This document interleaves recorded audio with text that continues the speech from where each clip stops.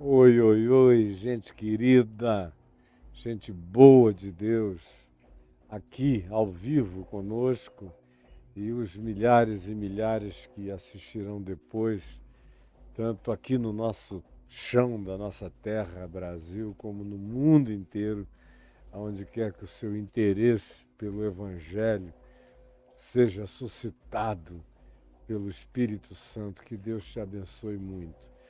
Dando continuidade à nossa exposição aqui em Mateus, no capítulo 6, concluindo a oração que o Senhor Jesus nos ensinou, chamada oração do Pai Nosso, eu venho falando já há algum tempo a respeito disso, uma quantidade grande de episódios desse nosso momento e tempo juntos, aonde o meu coração está cada dia mais feliz pela possibilidade de chegar até você e de expressar a você a minha alegria mesmo, de comunicar o que vem sendo comunicado, de ensinar o que vem sendo ensinado. E como eu tenho dito, essa não é uma oração para ser rezada, é uma oração para ser um derrame do coração no chão da vida. É uma oração para ser vivida, é passo a passo, é marca-passo do ser, da nossa existência.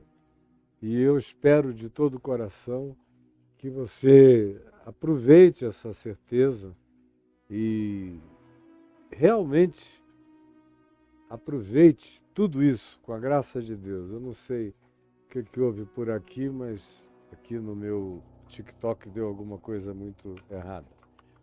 Então, eu quero só continuar e te dizer que essa não é uma oração para ser rezada, conforme Jesus diz nos versos 7 e 8, dizendo que não devemos usar de vãs repetições, nem nada disso que você já ouviu.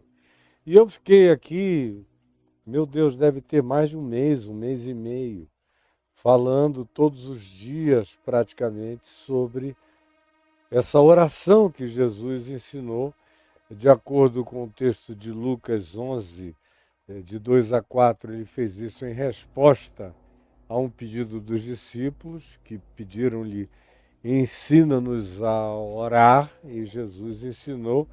E aqui no ambiente de Mateus, isso está no contexto do chamado Sermão do Monte, onde também nada impede que tenha sido algo que tenha vindo da relação de diálogo enquanto ele falava com os seus discípulos.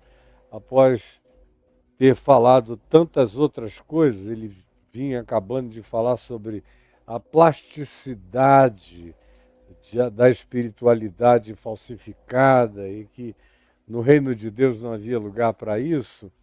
O tema varia das ofertas, contribuições, dinheiro, como ajudar os outros, com que espírito, com que atitude, com que mente, com que coração, e desemboca na oração, no e quando orardes, orareis assim.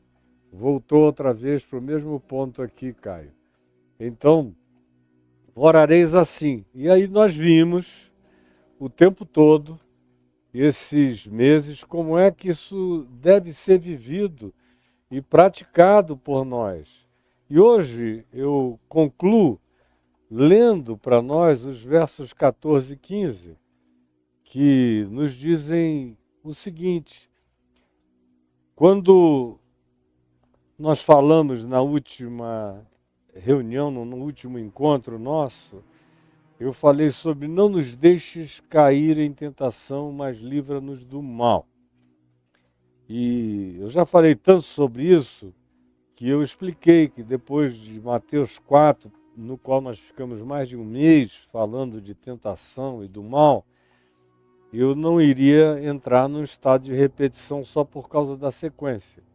E aqui tem uma conclusão que na maioria das Bíblias no Novo Testamento, em Mateus, está entre colchetes, que é pois, o equivalendo a porque, teu é o reino, é uma explicação. A razão de ser dessa oração inteira é essa conclusão. Pois, ou porque, eu oro assim ao Pai, que é de todos, que é nosso, de nós todos, que está sobre todas as dimensões, cujo nome deve ser separado da idiotice qualquer que seja ela e santificado como expressão da nossa consciência e escolha. O reino dele é o que precisa ser buscado por todas as criaturas de quem toma e invoca o seu nome, tanto no céu quanto na terra. E ficamos um bom tempo falando do significado do pão nosso e como não tem a ver apenas com o elemento do alimento, mas um conjunto de realidades que acabam desembocando na produção de alimento para nós e para todos. Nós vimos um bom tempo sobre perdão e hoje, versos 14 e 15 retomam a questão do perdão, pois teu é o reino, o poder e a glória para sempre. Amém. Porque, outra vez aqui se diz, porque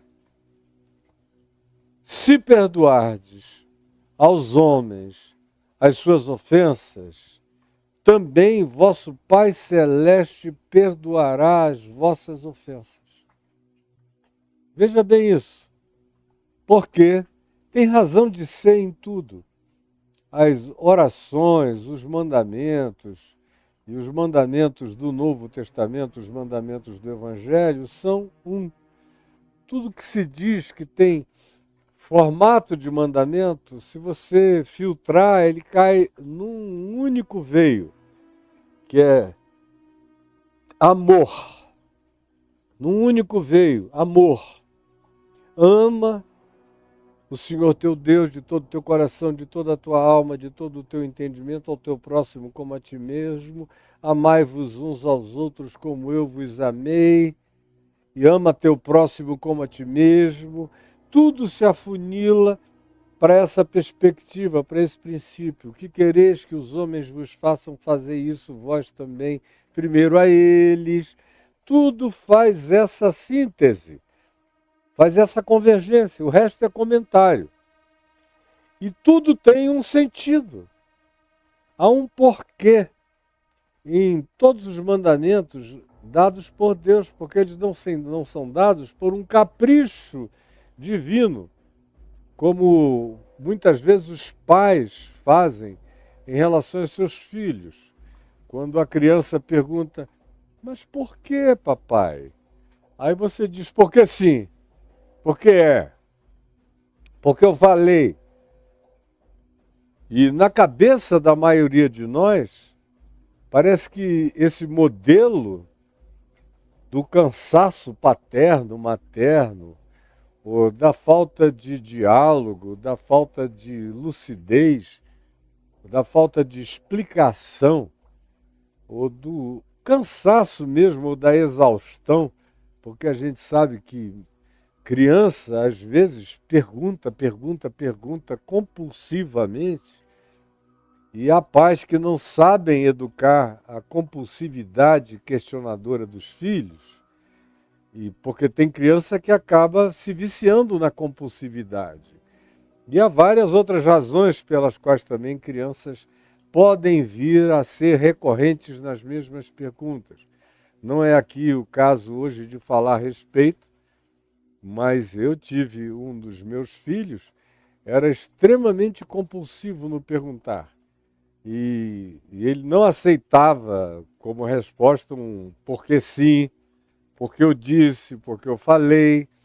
A gente tem até histórias engraçadas em casa do meu segundo filho, Davi, que tinha um intervalo só, tem um intervalo só de 11 meses para o irmão mais velho, o Ciro, que era quem perguntava, perguntava e perguntava. E o Davi ouvia aquilo, as perguntas do irmão. E me lembro muito de uma vez em que ele começou a me perguntar sobre as nuvens nos céus. Nós morávamos em Manaus, no Amazonas. O Ciro devia ter uns 4 anos, o Davi 3. E o Ciro sempre foi uma figura curiosa e culta. Ele aprendeu a ler com uma rapidez extraordinária e se interessava por tudo e tinha uma memória absolutamente prodigiosa. E tudo que ele ouvia, ele guardava, e se ele não entendia, ele queria explicações sobre tudo, literalmente. E nesse dia ele estava dando uma aula para os que estavam interessados em rir, de ver aquele toquinho humano, pequenininho, falando coisas que nenhuma criança falava. E aí, de repente, ele parou, ficou pensando e viu que daquele ponto em diante ele não conseguia prosseguir com os conhecimentos que ele já tinha adquirido, para transformá-los em explicações. Aí virou para mim e para o meu pai, que estava junto, se divertindo com aquilo tudo, e falou: por quê, hein, pai? Aí, antes que eu tentasse elaborar uma resposta atmosférica para a questão das nuvens e para aquela qualidade de nuvem, o meu filho, o irmão dele mais novo, o Davi, interrompeu com a mão na cintura, assim meio cansado, chateado, e falou: porque sim, Tilinho? Ele não conseguia dizer Cirinho. Então, porque sim, Tilinho? Porque Jesus quis, Tilinho? Porque Deus quis, Tilinho? E aí eu e meu pai rimos demais da peremptoriedade exausta do Davi. Eu ainda ia dar uma resposta, mas ele já estava cansado. Frequentemente são os pais que ficam semelhantemente ao Davi em relação ao irmão dele, ao Ciro. Por que ser? Porque eu já falei. Pois bem, os mandamentos de Deus não são assim. Eles têm razão de ser sempre. Não é um capricho divino. Não é porque Deus queira dizer, porque eu preciso ter gente fazendo a minha vontade para eu ter certeza de que eu sou Deus na vida deles. Isso é coisa da religião. É que te dá mandamentos sem razão de ser, sem explicação. Mandamentos sem explicação, em geral, você pode ter certeza, eles decorrem do capricho do legislador, do ditador, do tirano, como a gente está vendo acontecer num país aqui da América do Sul, nosso vizinho, onde há uma lista de 760 novos mandamentos, a maioria dos quais tendo completamente a ver com o capricho do ditador, do candidato a tirano. E aí ele vai impondo filigranas, sexo dos anjos, e sem entender que tanto mais quanto elementos sejam colocados para um povo como referência, tanto menos quantos sejam os ditames, os mandamentos, os postulados, quanto mais gerais eles sejam na abrangência, no assambarcamento da propositura deles, mais duradoura será a chance de que essa proposta vingue durante geração ou gerações ou muitas gerações. As cartas magnas ou os textos governamentais que proliferam mandamentos e coisas semelhantes são apenas aquelas que pouca durabilidade têm, porque tem a ver com os caprichos de um determinado momento. A mesma coisa, a mesma psicologia acontece na casa da gente também. Tem maridos ditatoriais que ainda são herdeiros do patriarcalismo, das expressões de mandatários masculinos, familiares, nas suas expressões de dominação e que decorrem de suas próprias inseguranças e que vão proliferando ordens para a mulher, para os filhos. Eu não quero que seja assim, não quero que mexa. Aqui na minha casa não se toca nisso jamais. Se você perguntar por que, não, porque eu quero, é a minha casa, porque aqui eu mando. E esses elementos todos são transferidos para Deus e frequentemente são aprendidos na religião. Porque é a religião que está carregada de mandamentos, como a gente vê na chamada Idade das Trevas, e aí depois do quarto século até a chegada dos movimentos de natureza iluminista, renascentista, dos ventos novos de pensamento que sopraram sobre a Europa, especialmente do século XV e do século XVI em diante, os processos de renovação do pensamento que não foram baratos, muita gente sofreu e deu a própria vida para bancar as crenças novas, as percepções novas, mas no período da Idade das Trevas havia mandamentos absolutamente doidos, como existem até hoje, sempre existiram, em nome de Deus. Julgamentos em razão dos quais se julgavam pulgas, o julgamento das pulgas, o julgamento dos gatos, o julgamento dos cachorros, o julgamento das realidades mais ínfimas, até de objetos inanimados, que se tivessem feito um ser humano tropeçar, deveriam ser eliminados, tropeçar no sentido literal de cair neles, ou de ir passando e por causa deles tropeçarem no chão. Deveriam ser queimados, especialmente se fosse uma autoridade religiosa, um cardeal, um bispo, um arcebispo, uma figura dessa natureza. Ou seja, o período de trevas, justamente na humanidade, foi sempre envolto em mantos de densa obscuridade patrocinada por uma infinidade de mandamentos loucos, torpes, idióticos, colocados sobre os seres humanos num nível que a gente não pode nem imaginar.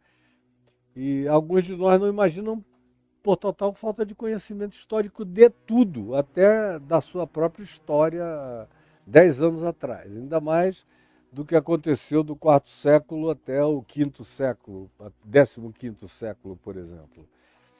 Mas aqui em Jesus e no Novo Testamento, nada é assim.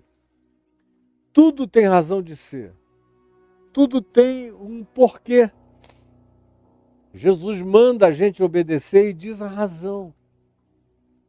Não é capricho divino. Quando apresentarem a você, preste atenção no que eu estou lhe dizendo. Quando lhe apresentarem alguma estrutura de mandamentos que seja concluída com alguém te dizendo porque sim, porque é assim que Deus quer, não se satisfaça. Porque, em geral, tem a ver exclusivamente com o arbítrio caprichoso do legislador, do mandatário, daquele que quer ser o senhor controlador da sua existência. Então, não acolha isso assim de cara, nada. como mandamento divino, a menos que faça sentido. Tem que ter alguma razão de ser. E qual é a principal razão de ser? A razão de ser dos mandamentos é proteger a mim e a você.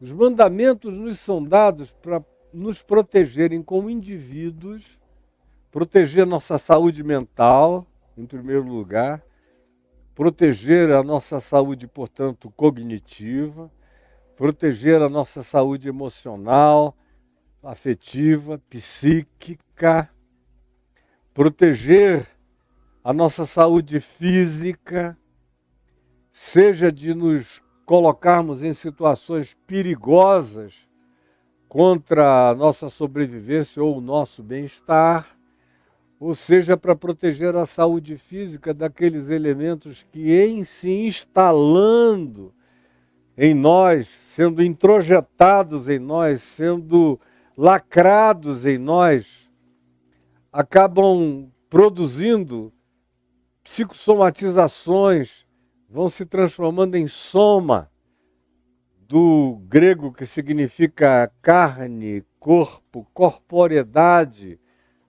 São mandamentos dados para preservar a mente, porque a prática contrária a eles na vida, em sendo recorrente, pode, pela constância, adoecer-nos.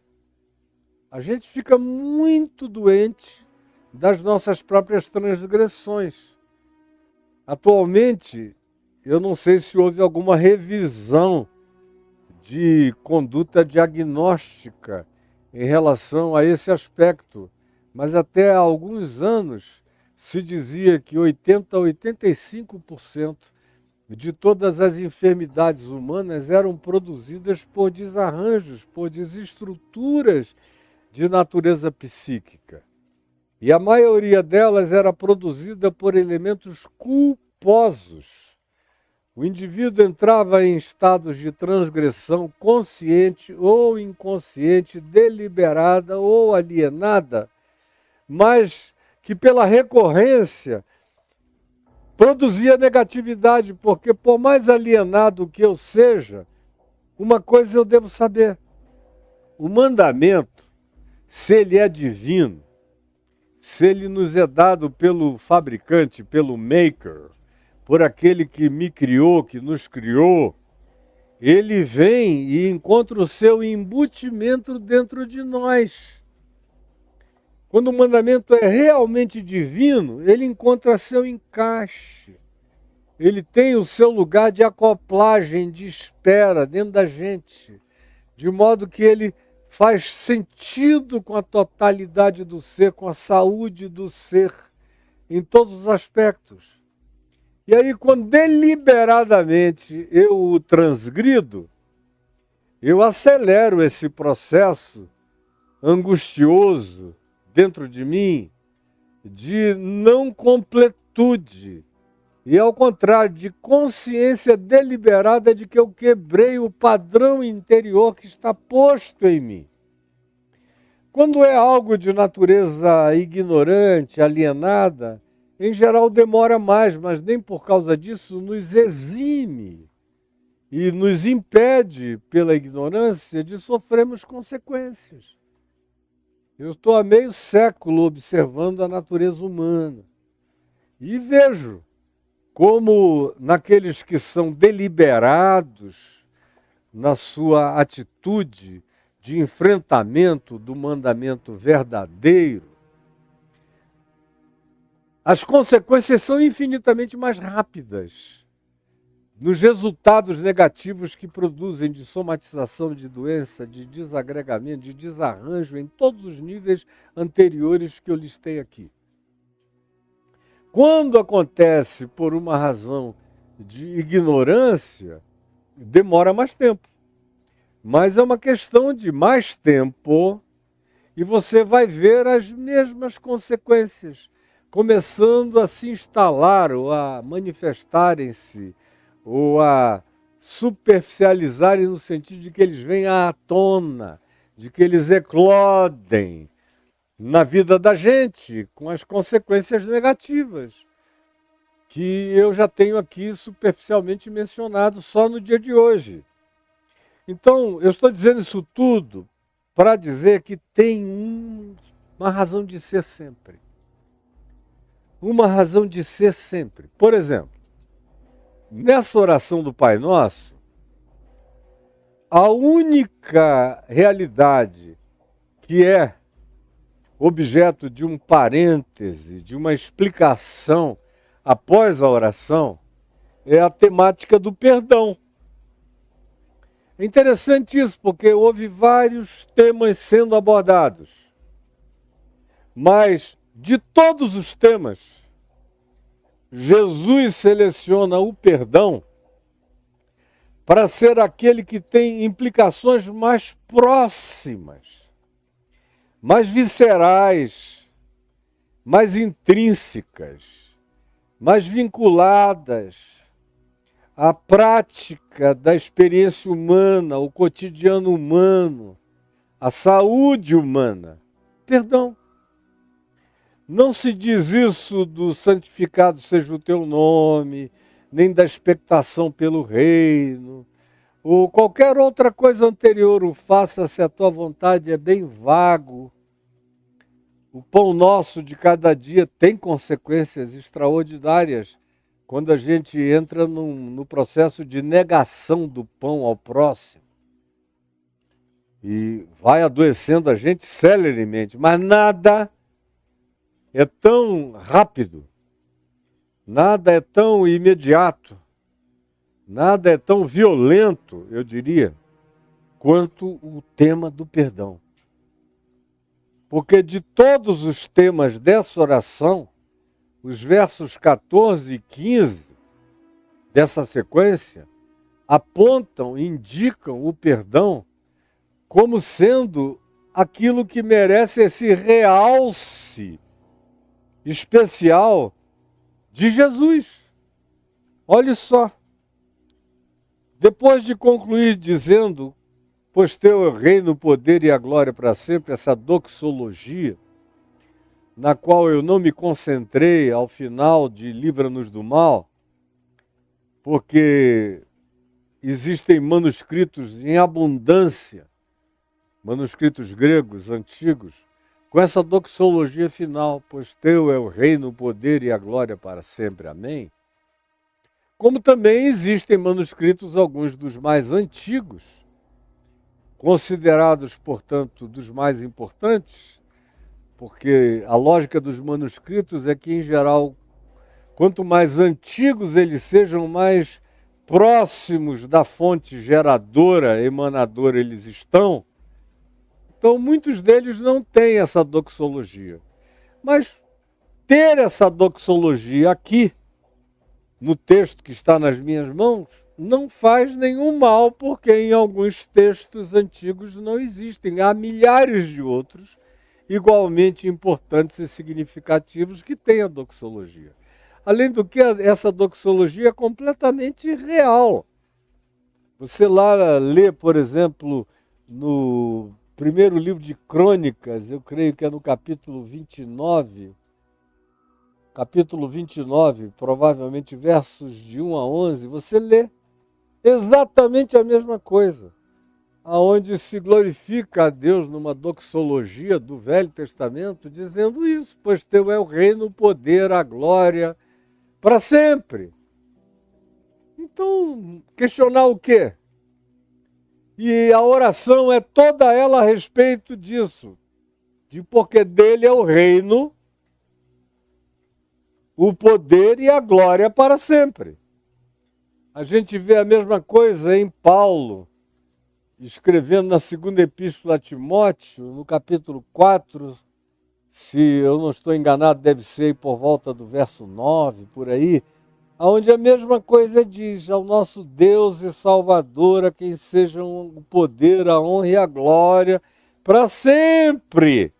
Então, não tem por que a gente ter qualquer dificuldade a respeito disso. É assim que é. De modo que eu passei batido por cima para chegar logo aos versos 14 e 15, que pensam que pinçam o tema do perdão e o trazem de volta à nossa consciência, à nossa reflexão. E preste atenção no que eu disse acerca do fato nessa introdução. Se esse tema foi pensado e trazido de volta e reintroduzido, já posteriormente à oração em ato contínuo no texto de Mateus, é porque ele carrega uma consequencialidade extraordinária. A transgressão a esse princípio traz consequências graves, imediatas, rápidas, em todos os âmbitos da existência da gente.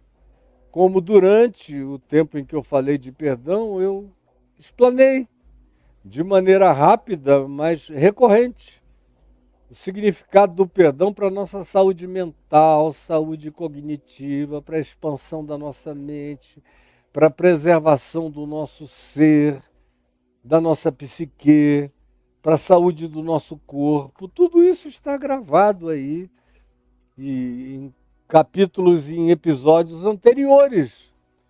Você tem à sua disposição. Mas quando a oração é concluída, você vê o retomar dessa temática imediatamente, se dizendo por quê. Olha que começa com uma explicação, como todo outro mandamento divino. Quando manda amar o próximo como a si mesmo, tem implicações lógicas. Se é para eu amar o próximo como a mim mesmo, o primeiro beneficiário sou eu. Porque não se está mandando que eu amo ao próximo mais do que a mim mesmo, mas pelo menos como a mim mesmo, para que eu tenha um mínimo de amor próprio que me preserve, que me mantenha a saúde. Ora, se eu me amo com equilíbrio bastante para manter a minha saúde e a saúde das minhas escolhas e das minhas decisões e a não permissão do abuso que eu posso evitar contra mim, a extensão disso é praticar a mesma coisa em relação ao meu próximo, melhorando e tornando saudável a vida dele e a nossa relação e a vida da sociedade. Por aí vai. É tão óbvio que assim é e é tão óbvio que assim seja. Porque se perdoardes aos homens as suas ofensas, os seus pecados contra vocês, isso é coisa muito séria. E que eu observo, como eu disse, há meio século, e vejo que existe muita dissimulação em relação ao perdão. Muita. Muito. O que mais tem acerca do perdão é dissimulação piedosa. Dissimulação piedosa. E que eu estou com um faro assim, isso me atinge de longe. Eu virei um ente canino no que diz respeito a sentir o odor dessa piedade, que não é uma piedade, é uma peidade, porque exala mesmo um pum de piedade. E que aquele que pratica pensa que está oculto, escondido naquela pseudo-piedade que não passa de uma peidade, porque é fácil perceber a camuflagem, o engano, a dissimulação. E existe uma quantidade enorme, preste atenção nisso, de dissimulação de perdão na ocultação do coração humano. Não é todo mundo que, quando diz que perdoou, de fato perdoou. O cara pode até sair e dizer, não, fez, mas eu perdoei, eu perdoei, eu perdoei. Mas o assunto nunca vai embora. Está sempre ali na cabeça. Há sempre um tema de desconfiança permanente. Porque quando você perdoa alguém que não é digno de confiança, a menos que você seja obrigado a um convívio por alguma razão de atavismo familiar ou parental, ou seja, uma relação de pai com filho, de mãe com filho que não é digno de confiança nenhuma, mas está ali, é teu filho. Então o que cabe é a gente se precaver, é a gente andar de olhos abertos, é a gente se defender para não ser vitimado de novo e outra vez, pela recorrência dos mesmos pecados daquela figura que está vinculada a nós de maneira tão atávica quanto um filho em relação ao pai ou a uma mãe. Mas o perdão tem que estar dado. Eu não preciso voltar a desenvolver confiança numa pessoa que eu já discerni que a fraqueza, ou a fragilidade, ou o vício, ou a compulsividade, ou seja lá o que seja, que habite o aspecto pulsional, causal daquele defeito, daquele pecado, daquela transgressão, daquele modo de ser, eu não tenho por que voltar a confiar. Eu posso perdoar de verdade, não reter contra essa pessoa coisa alguma, mas me precaver e precaver aos outros e proteger a ele mesmo de si próprio. Porque se eu vejo que é uma pessoa que não pode ver uma pedra dessa que mete a mão, eu não deixo mais essa pedra diante dele, porque ele vai meter a mão. E eu não quero forçar uma tentação. Agora, isso já não tem mais nada a ver com perdão, já tem a ver com amor, que preserva a vida desse indivíduo para quem essa pedra é uma tentação irresistível.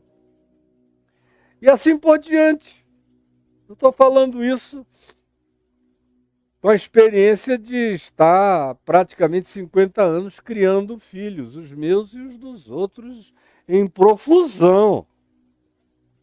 Estou falando de uma das situações mais delicadas, que é essa de você não confiar num próprio filho ou filha, e com quem você tem que viver, até o tempo em que isso seja necessário. Mas, por outro lado, você tem que se precaver, tem que ter os seus cuidados, por amor a si mesmo e por amor a ele, a ela, seja quem for. Então, uma coisa não deve se misturar com a outra, mas perdão tem que haver dentro de mim. Mesmo que eu tenha que dizer, meu Deus, que tristeza, mas eu já sei que ela é assim, que ele é assim. Que coisa mais triste.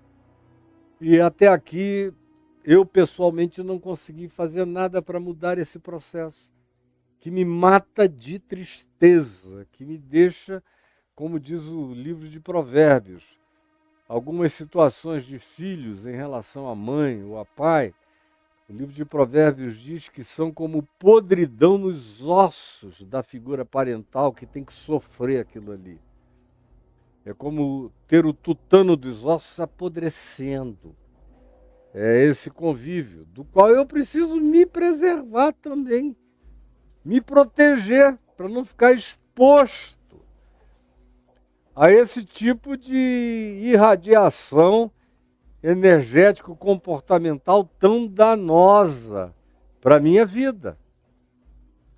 Mas, voltando ao tema, tudo tem uma razão de ser e o perdão tem que acontecer de fato, não apenas de palavras, ou de boca, ou de declaração, ou de piedade, piedade. Tem que ser de piedade verdadeira. Piedade é uma palavra sinônima também para compaixão. É aquela compaixão que carrega uma devocionalidade, que carrega um olhar generoso, que se inspira no amor de Deus. É o que a ação piedosa produz. De modo que eu perdoo e tenho que perdoar de maneira total. Se a pessoa se faz digna pelas manifestações da sua vida, do perdão que recebeu, amém, aleluia, glória a Deus, assim seja. E a gente faz tudo para que assim permaneça. Agora, existem aquelas pessoas que precisam ser perdoadas todo dia, praticamente. Isso acontece, deixa eu repetir outra vez, quando você está vinculado de maneira atávica. Porque se você não está vinculado de modo atávico àquela pessoa, a minha recomendação, a recomendação do Evangelho, o ensino de Jesus, as práticas de Jesus é perdoa e vai embora. Como ele fez tantas vezes com os entes que mais lhe provocaram, que foram os religiosos, dentre os quais os mais piedosos, os mais piedosos, os fariseus. E que ele respondia e a resposta dele já era um perdão e o próximo passo é ir para longe deles. Era se afastar dali, como a gente vê com uma repetição enorme, especialmente no Evangelho de Marcos. E então se afastou dali. Sabendo que a intenção deles continuava ruim, Jesus foi para outra região. Não ficou exposto, não se deixou, em nome de nenhuma piedade, sequestrar pela perversidade recorrente de quem quer que fosse. A menos que não haja alternativa. Já está preso na casa de Caifás, aí é chicote até a cruz.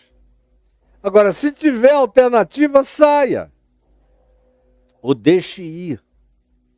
Mas eu estava dizendo que, conquanto muita gente fale de perdão, pouca gente perdoa. Muito pouca gente perdoa de acordo com o que Jesus entende, ensina e pratica como perdão. A maioria diz, eu perdão para passar um pano, assim, eu perdoo. Só passou um pano na superfície, passou um vernizinho, para mudar de assunto em relação aos outros. E tem uns que dizem até que tem a presunção de pensar que, fazendo assim, estão mudando de assunto em relação a Deus.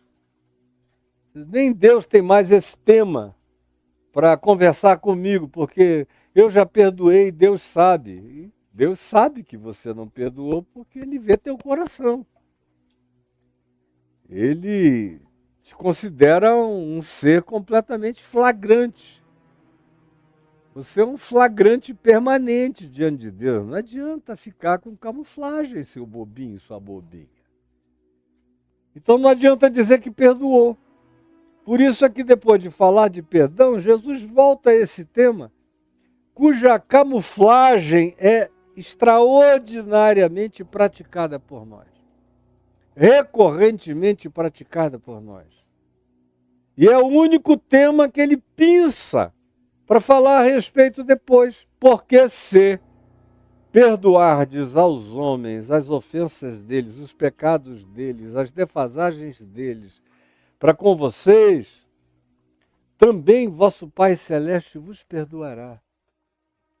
Ou seja, é absolutamente coerente com o que a gente vai ver no capítulo 7, verso 1, aqui do Evangelho de Mateus, que é, não julgueis para que não sejais julgados, pois com o critério com que julgardes, sereis julgados, e com a medida com que tiverdes medido, vos medirão também.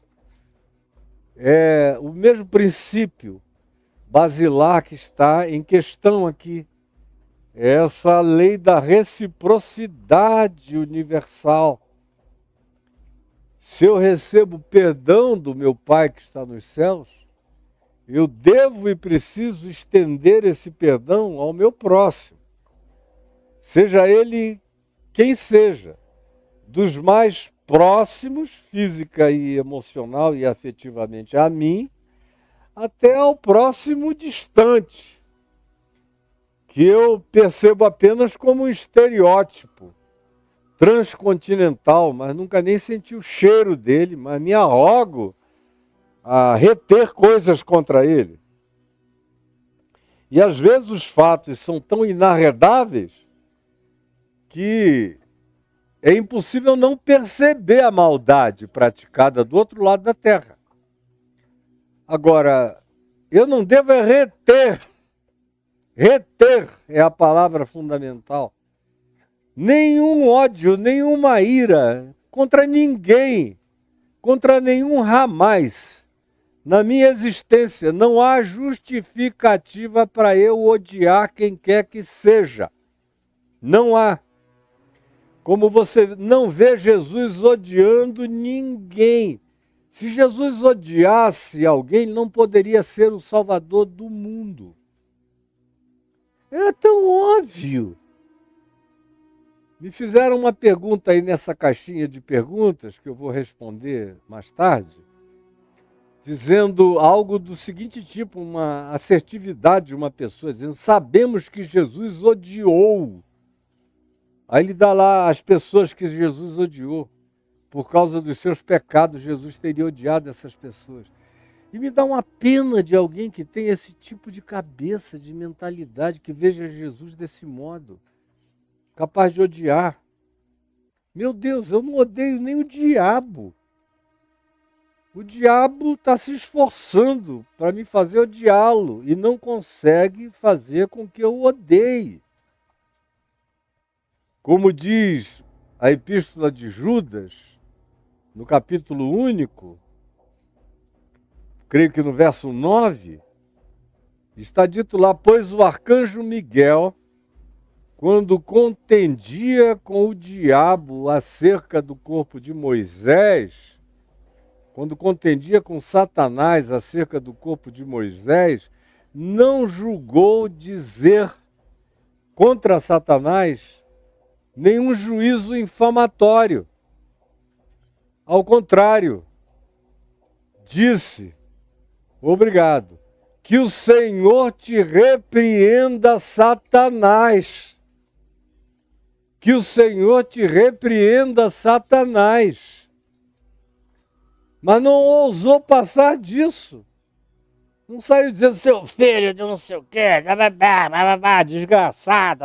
Como eu vejo aí os exorcistas de plantão, os coaches ousados, os falsos profetas para todo lado, vêm carregados, achando que tanto mais quanto eles digam que odeiam o mal e Satanás, mais santos eles ficam. E é o contrário que de fato se manifesta. Estão fazendo revelação do ódio deles, de como eles são ruins e maus. Porque eu não tenho autorização para odiar nada. A única realidade acerca da qual se fala alguma coisa que nem de longe tangencia isso, é não ameis ao mundo nem as coisas que no mundo há, mas não manda odiar o mundo, nem o mundo, em lugar nenhum. Só manda não amar aquilo, não se devotar àquilo, ou não amar o dinheiro, por exemplo. Dinheiro, que é a raiz de todos os males.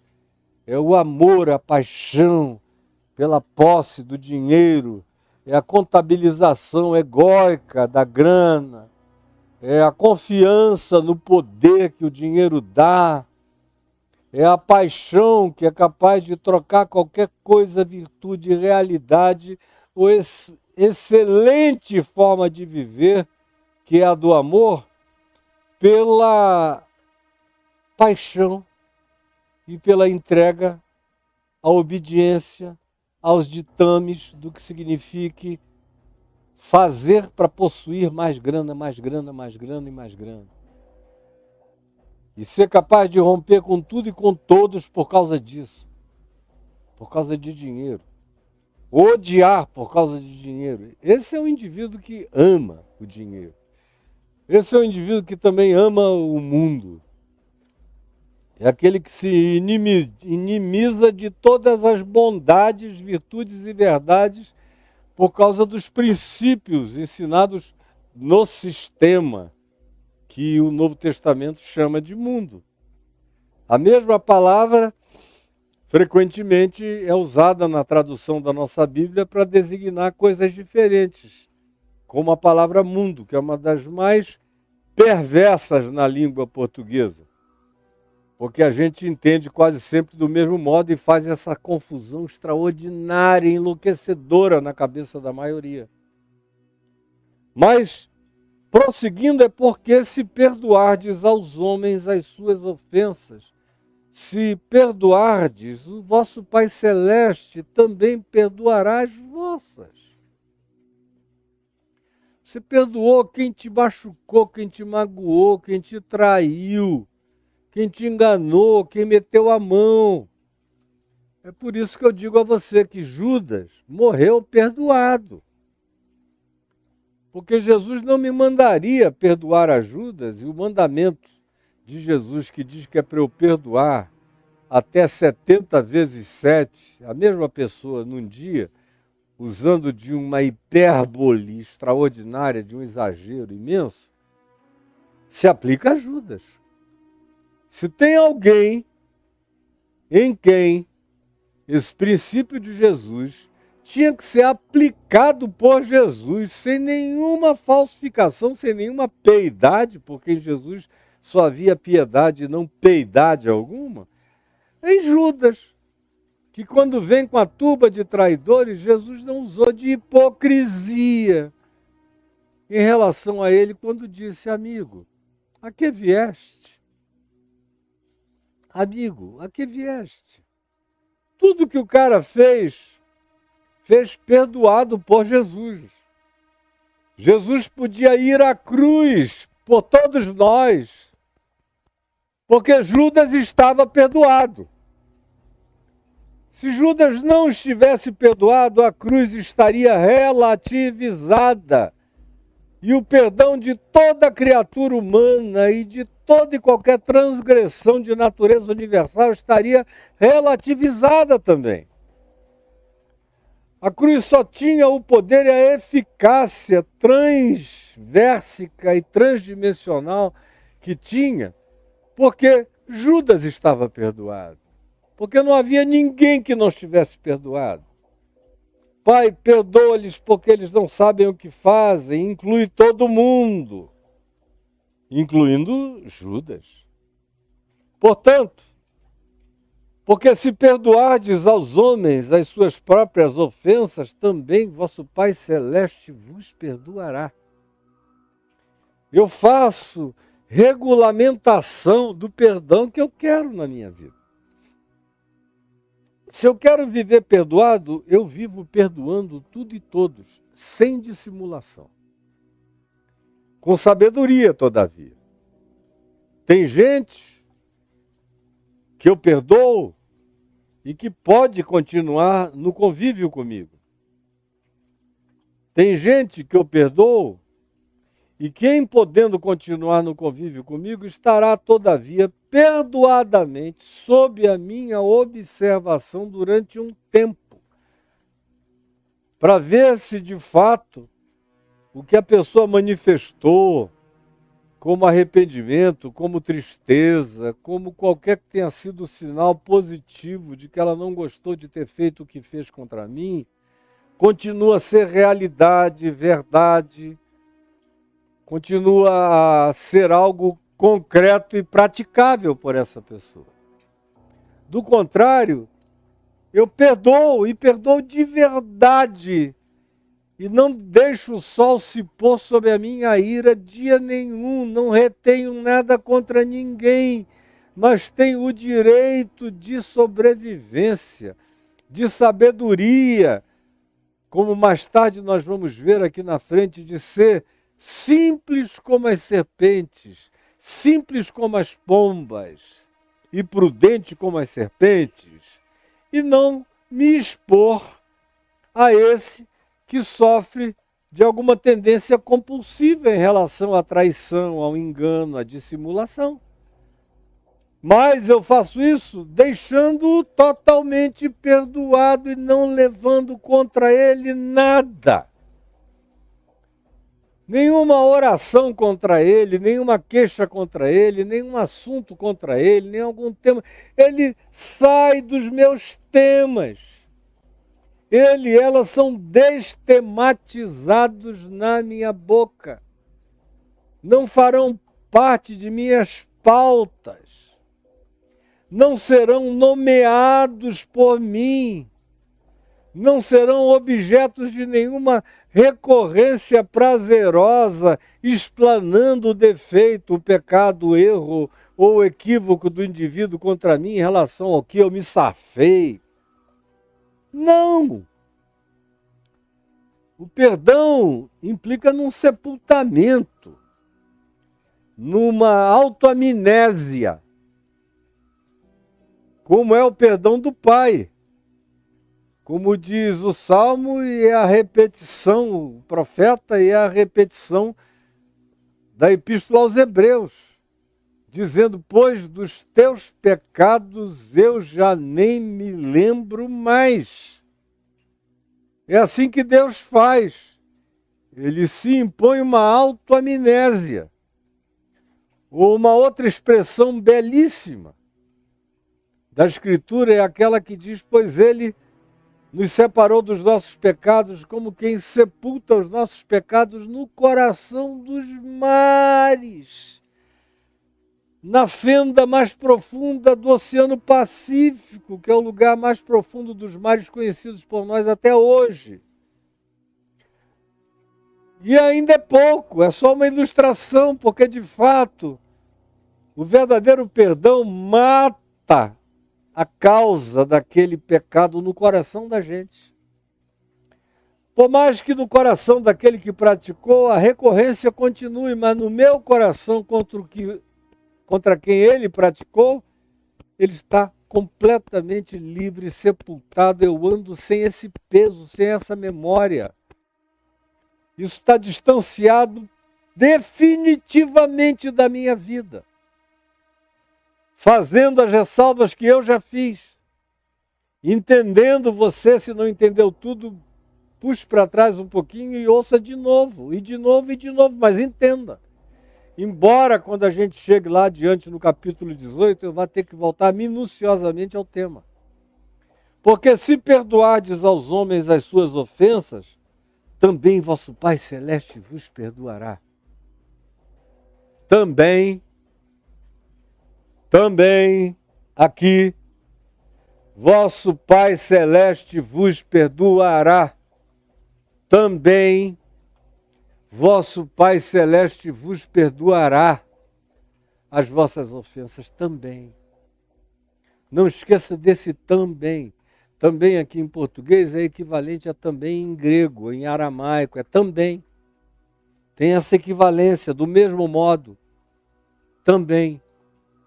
Você quer ser perdoado, andar perdoado? Perdoe sempre. Perdoe o tempo todo. Ande limpo.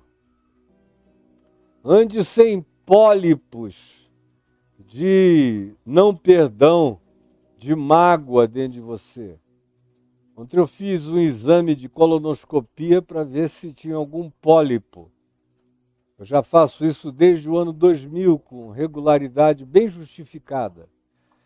E graças a Deus não tinha nada, tudo limpo.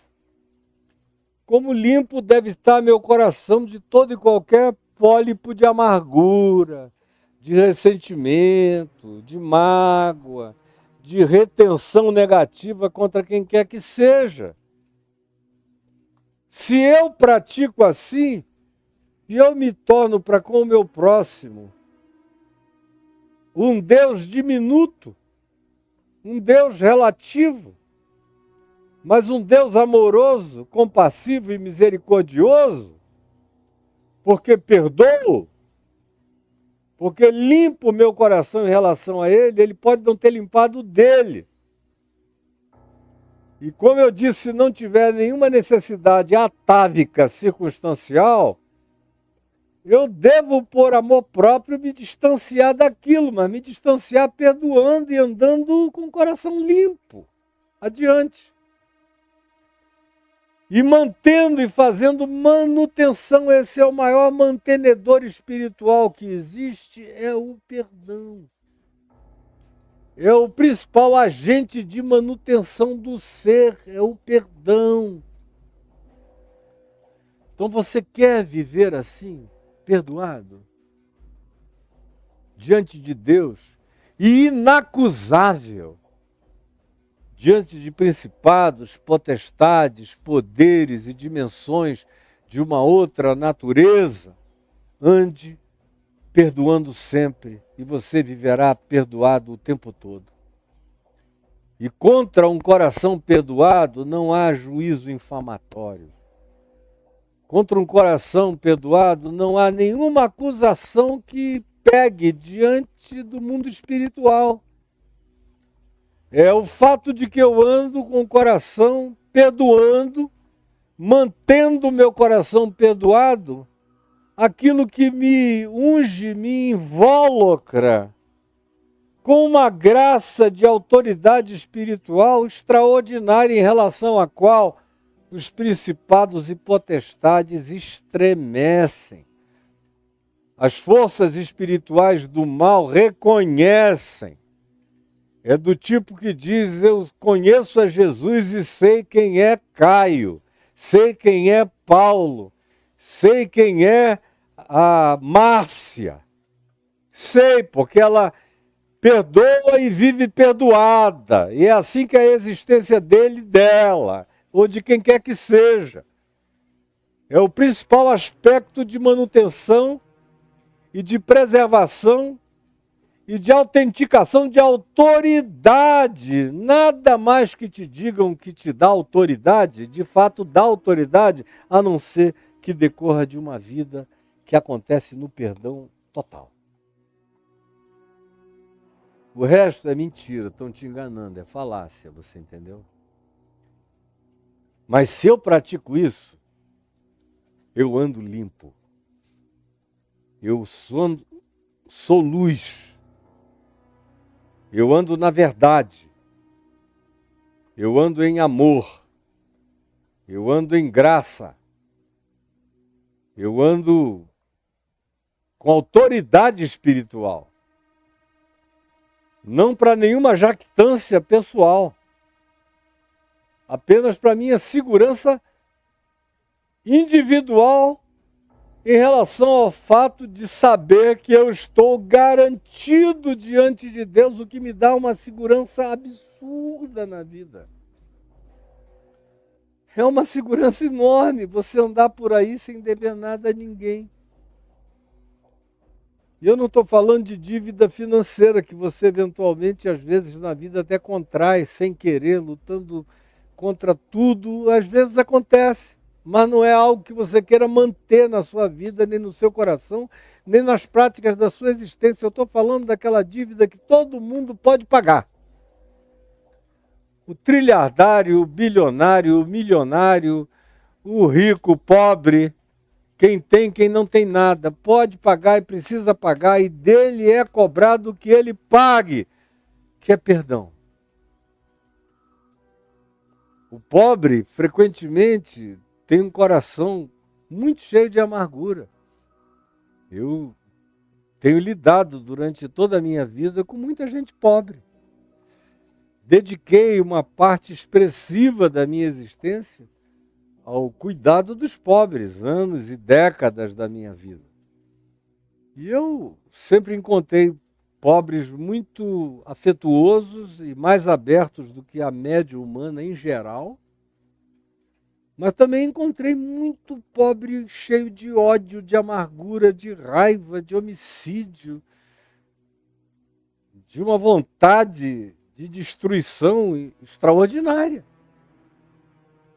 Porque certas coisas não poupam o coração de ninguém. Se o indivíduo não se poupar, aquilo ali vai alcançá-lo, vai atingi-lo, vai fazer mal a ele, vai habitá-lo.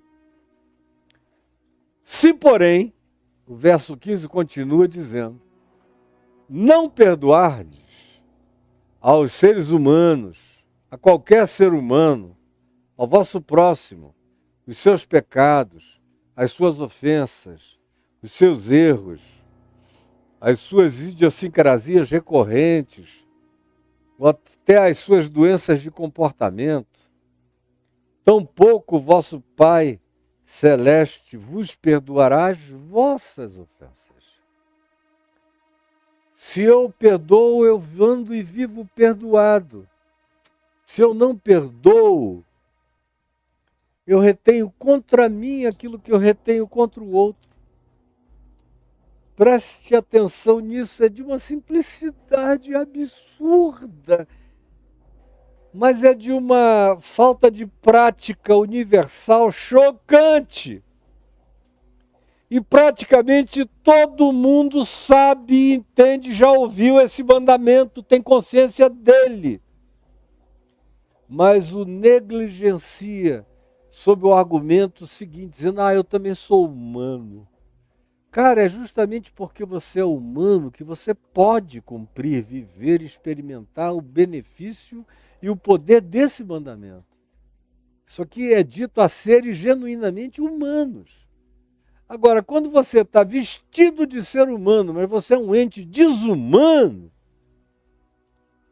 em geral é quando você apela para esse recurso, para esse simulacro de humanidade, para dizer, mas eu não perdoo porque eu também sou humano, Caio. Não, você não perdoa é porque você é desumano, é inumano. Você se disfarça de humano para passar melhor, mas não existe humanidade crescendo dentro de você. Aquilo que você chama de minha humanidade é mentira. É plástico, é disfarce. Porque a verdadeira humanidade carrega no seu âmago, na sua essência mais profunda, essa capacidade genuína de perdoar e deixar para trás e seguir adiante, limpo, leve e liberto. Mas, se porém não perdoardes ao próximo, aos seres humanos, as suas ofensas, tampouco. Do mesmo modo, vosso Pai Celeste perdoará as vossas próprias ofensas, vão ser retidas. Você não perdoa o outro, você está fazendo uma apologia pelo seu não perdão. Aí tem gente que fica chocada, os teólogos que não querem perdoar. É uma categoria que eu encontro toda hora que não perdoa, são os teólogos, os acadêmicos.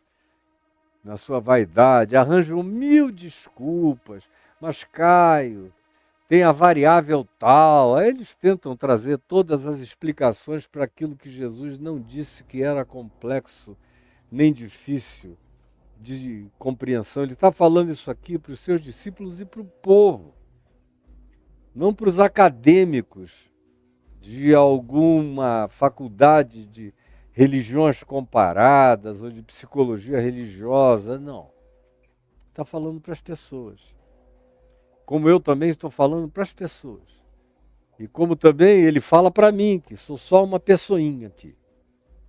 E eu levo isso a sério e provo e experimento para o meu prazer, tranquilidade, paz e segurança, o benefício de perdoar sempre. E de não guardar nunca, de não reter nada contra ninguém. Andar em perdão o tempo todo, perdoado o tempo todo. Daquilo que pessoas possam não me ter perdoado por eu ter praticado em algum tempo, em alguma hora na minha vida, em algum momento, em alguma década, em alguma era da minha existência, eles retêm ali. Mas é só um problema deles. Eles é que estão adoecendo de mim. Agora, eu não fico doente de mim, porque eu perdoo aqueles que não me perdoam. E eu perdoo aqueles que pecam contra mim. E eu perdoo a todo aquele que me odeia, eu desejo o meu mal, está perdoado. No entanto, eu não desejo deles, eu não me tornei inimigo deles, porque eles se tornaram meus inimigos. Eles vão ter que lidar com isso dentro deles próprios, porque eu não tenho que lidar com isso em mim, porque eu estou livre disso em mim mesmo. Isso não me habita. Não me habita. Não há nem memória disso em mim.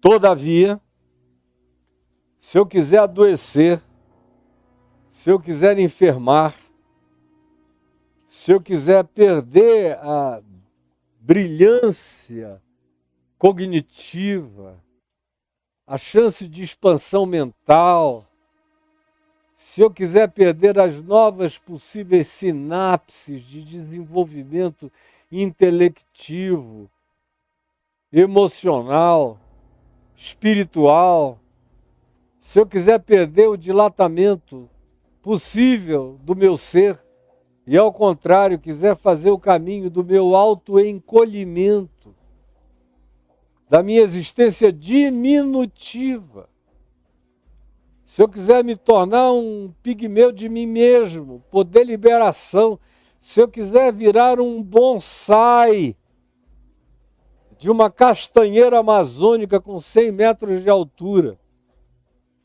e fazer do que eu poderia ser um bonsaizinho de castanheira desse tamanho, que vai ter vida curta e vai desaparecer rapidamente, é só não perdoar. É só não perdoar. Você está me entendendo aqui? É só não perdoar. É só não perdoar. É só não perdoar. E aí você olha e diz, Caio, mas é isso mesmo? Digo, meu amigo, felizmente, para mim, é isso mesmo. Porque para mim, descobrir isso há muitos anos, quando o Evangelho entrou em mim, e eu tinha tantas pessoas com razão para me odiar, porque não foram poucas as brigas de rua, não foram poucas, pelas maiores besteiras. Na realidade, eu não posso lembrar de uma única briga de rua, de sair mesmo no cacete violento com quem quer que seja. Na minha adolescência, juventude, e no auge do meu treinamento de jiu-jitsu, ou qualquer coisa assim, ou de defesa pessoal, com boxe, com capoeira, com chute, com isso, eu era um jogador de futebol que tinha um chute violento, dava uma pernada num cara, em geral eles subiam. Quando caía já era no atropelo. Não posso encontrar uma única razão para eu ter brigado que tivesse um mínimo de razoabilidade, um mínimo de defesa pessoal justificável, um mínimo. Porque até às vezes, ou como houve mais de uma vez, em que eu fui atacado, por exemplo, numa delas por 6 caras que vieram juntos, e eu consegui escapar dos 6 e me distanciei deles, e aí muita gente veio assistir e eles ficaram com vergonha de virem os 6 contra mim, porque o pessoal começou a dizer covardia, covardia, aquela multidão na noite, na madrugada, na porta de uma boate. E aí eu falei, faz a fila e quem é que vem primeiro? Vou bater nos 6. Mas mesmo aquela agressão que eles me fizeram lá dentro da boate, quando eu ia entrando, e choveu banco, cadeira, mesa, copo, garrafa, tudo em cima de mim, e foi o tempo de eu conseguir escapar deles irem juntos, querendo me juntar, e veio aquela multidão e falou, é covardia, e eu falei, faça a fila e venham. Quando o mais forte deles, que se julgou o mais bem preparado, veio, não durou nem 1 minuto, 1 minuto e 15, estava no chão desacordado, estirado, e os outros por aqui. Todo mundo correu, só ficou a multidão para querer me louvar. E eu mesmo sabia que logo depois daquilo viria o carro da polícia. Naquele tempo era a polícia do exército, era no meio da ditadura. E eu, por aqui também. Quando eu me converti, portanto, eu sabia que tinha uma quantidade grande de pessoas que me abominava, que me odiava. Houve alguns que eu procurei imediatamente e disse, olha, houve um dia em que eu bati feiamente em você, me perdoe. Aquele cara morreu, já não está mais aqui. E todo mundo sabia que não é porque eu tinha desaprendido a bater. É porque eu tinha mudado de coração, de mente e de vida. Muitos deles disseram, não, cara, deixa isso para lá. Eu estou ouvindo dizer que você é uma nova pessoa, que você virou um ser humano diferente, então eu quero relação contigo, nessa nova fase da tua vida. Muitos foram me ouvir, se converteram e eu batizei. Houve outros que eu nunca pude alcançar, que tinham mudado para a Europa, para os Estados Unidos, num tempo em que não havia internet, em que ninguém escrevia carta nem respondia, tudo era muito difícil. Eu só orei, pedindo ao Senhor que me perdoasse em relação a eles e que eles encontrassem um lugar de graça em meu favor no coração deles, para eles próprios ficarem livres daquele mal que eu tinha provocado, aos quais eu tinha induzido o coração deles. E confiei. E andei perdoando o tempo todo, me sabendo perdoado até por aqueles que queriam reter qualquer mal contra mim, mas espiritualmente eu sabia que eu estava sem nenhum pólipo, todo limpo, diante de Deus, dos homens e de principados, potestades e poderes e de qualquer dimensão. É assim que é. A autoridade espiritual para viver, para agir, decorre, sobretudo, dessa prática que Jesus ensinou. Porque, se vocês entenderem o significado do perdão e o praticarem, vocês vão adquirir uma força, um poder extraordinário. Se perdoardes aos homens as suas ofensas, também o vosso Pai Celeste vos perdoará. Mas se não perdoardes aos homens as suas ofensas, tampouco vosso Pai Celeste perdoará as vossas ofensas. Senhor Jesus, eu te peço que essa palavra singela, singela, singela, porém poderosa, salvadora, curadora, terapêutica, libertadora, incomparável, chegue, alcance, se instale e se transforme na mente de Cristo em nós. E se transforme nas respostas de Cristo em nós. E se transforme no pensar de Jesus em nós. E se transforme nas emoções e sentimentos de Jesus em nós. E, sobretudo, se transforme na decisão equivalente à de Cristo Jesus em nós, que, tendo sido abusado e violado e violentado por todos, a todos perdoou,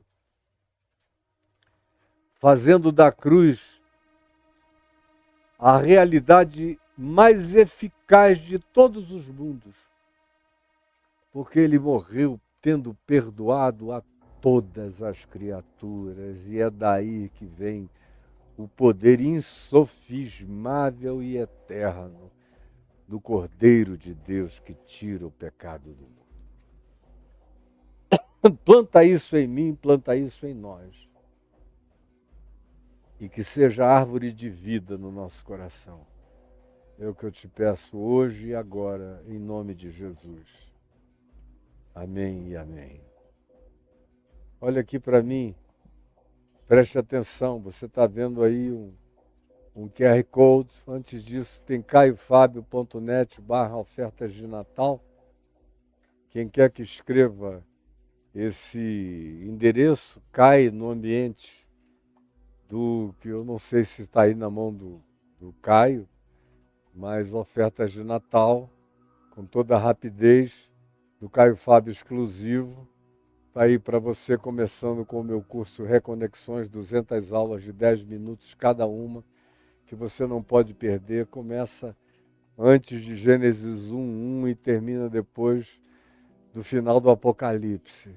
Aí você diz, como? Isso está escrito aonde? Não precisa estar escrito, a gente sabe quando a gente conhece a Deus. Aí vem Jesus, a chave hermenêutica, disponível, revolucionariamente disponível para todas as pessoas, Aleluia. É um verdadeiro trovão de graça, de libertação e de poder. Você tem medo de quê? São 10 aulas de 2 horas cada uma, sendo 1h15 de aula, 45 minutos de perguntas e respostas. Eu estava ao vivo durante a pandemia quando eu ofereci esse curso para alguns milhares de pessoas que participaram. O caminho do discípulo. Foram 4 anos, quase toda quarta-feira, dando aula aqui, 1h, 1h15 de aula. Está disponível em vídeo para todo mundo. E também em livro. Virou 4 livros grossos, 4 tomos maravilhosos sobre o que é, por onde passa o caminho daquele que quer seguir Jesus, que quer andar nesse mais fascinante projeto de vida. No Divã de Deus, que a terapia dos salmos mostra um lado humano dos super-heróis da fé, os salmos que são a psicanálise da história e dos fatos desses indivíduos. Está tudo aí colocado diante de você. E eu já tenho 3 livros sobre os salmos, e esse aí é um curso onde eu não usei nenhum dos salmos que já tinham sido colocados nos meus 3 livros anteriores, chamados No Divã de Deus. Nenhum, foram só salmos novos. Como atualmente, eu estou gravando os salmos todos, para serem oferecidos apenas àqueles que são alunos permanentes, contínuos, do Caio Fábio Exclusivo. E eu estou indo verso por verso em todos os 150 salmos. Explico o contexto todo, depois vou quebrando o salmo minuciosamente, fazendo as aplicações de natureza psicoteológicas para a vida de cada um. E o Divã de Deus está aí com isso tudo já antecipado, não com os detalhamentos do que eu estou fazendo agora no momento, mas com uma riqueza que vai te ajudar psicoterapeuticamente na hora. E aí vem a sequência do caminho do discípulo,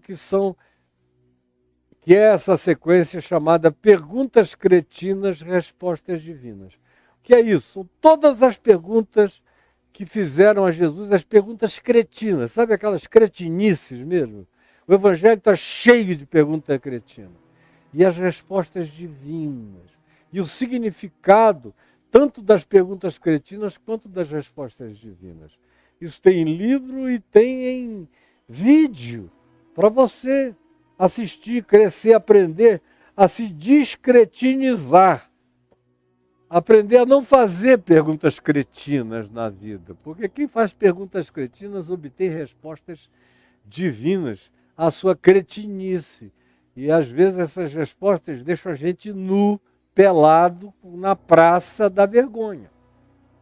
E aí também você tem todos os outros elementos, como esse curso Cabra Macho, Sim Senhor, que foram 2 anos aqui com um auditório de homens, e falando a respeito de relação homem-mulher, sexo, prazer, orgasmo, sensibilização, dessensibilização sexual, todas as perguntas que vinham, criação de filhos. Enfim, é um curso também que tem muita coisa engraçada. Éramos eu e o Braulio e um grupo de uns 60 ou 70 homens aqui, rindo muito de muita coisa interessante contra os próprios homens que vinham como respostas minhas. Você vai adorar esse curso.